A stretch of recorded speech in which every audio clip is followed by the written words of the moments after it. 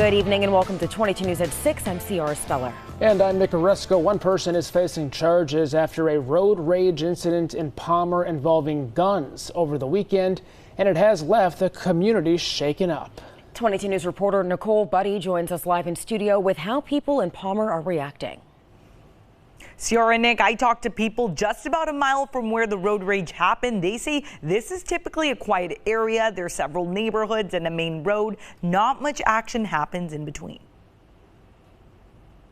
You know, I don't want any altercations. I'll just swear at the guy or whoever, and I'm also very conscious of somebody getting out of their car. Reaction pouring in from locals in Palmer. The city's police department says one person was arrested after a road rage incident escalated. The incident taking place late evening, just before 10 p.m. Friday. It happened in the Bondsville area. One person got out of their vehicle, pointing a firearm at another person driving their vehicle. The person in the victim vehicle also armed.